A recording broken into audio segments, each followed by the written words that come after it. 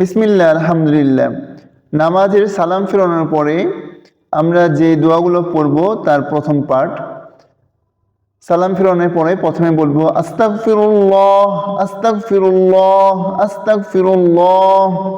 এরপরে পড়ব আল্লাহুম্মা আনতাস সালাম ওয়া মিনকাস সালাম তাবারাকতা ইয়া যাল জালালি ওয়াল ইকরাম।